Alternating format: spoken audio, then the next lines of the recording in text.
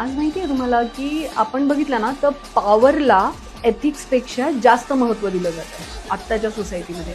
पण इतिहासात एक असे राजे होऊन गेले ज्यांनी शत्रूच्या कुटुंबाला देखील प्रभावित केलं होतं. म्हणजे त्यांची मुलगी होती शत्रू कुटुंबातली आणि तिने लिटरली त्यांना असा एक मानाचा मुजरा पाठवला होता, सिंबलिक पाठवला होता. तुम्हाला माहिती कोण राजे आहेत ते? कोणते राजे? छत्रपती शिवाजी महाराज. त्या म्हणजे मुघल साम्राज्यामध्ये औरंगजेब हा आता पूर्ण सत्तेचं केंद्र होता आग्रा है ना. आग्र्यावरूनच सगळं त्यांचं चालायचं आणि आग्र्याला महाराजांना कैद करण्यात आलं होतं. ही कहाणी सगळ्यांना माहिती आहे. पण त्याच्या आधी जे झालं होतं ना की महाराजांना जेव्हा बोलवलं गेलं आणि त्यांना अपमानास्पद वागणूक दिली गेली तेव्हा महाराजांनी त्याचा निषेध केला आणि दरबारातून निघून गेले होते.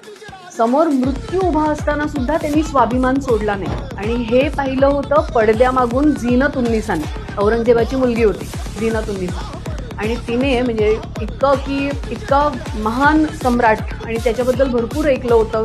महाराजांबद्दल त्यांनी भरपूर ऐकलं होतं की महिलांना खूप जास्त सन्मान देतात किंवा नैतिकता, मानवता.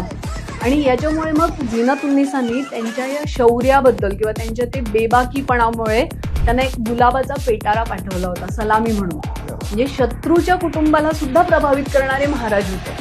सो महाराजांचा इतिहास जर तुम्ही पाहिला तर तो फक्त तलवारीच्या जोरावर किल्ले जिंकणारा नाहीये, तर नैतिकतेच्या जोरावर त्यांनी हृदय जिंकलेलं आहे. अगदी माणसांचं तर आहेच, पण शत्रू कुटुंबाचं हृदय देखील जिंकलेलं आहे. आणि मग जेव्हा येसुबाई आणि बालशाहू जेव्हा औरंगजेबाच्या कैदेत होते तेव्हा त्याच झीनत उन्निसांनी औरंगजेबाशी वाद घातला होता. म्हणजे लिटरली ढाल बनून त्या उभ्या होत्या की हे महाराजांचे वारसदार आहेत आणि यांना तुम्ही नाही छळायचं टाईप. म्हणजे असे महाराज होते आपले. आणि म्हणूनच मग त्यांची नैतिकताच आहे ज्यांनी इतिहासामध्ये त्यांना एवढं मोठं अजरामर करून दिलेलं आहे आज.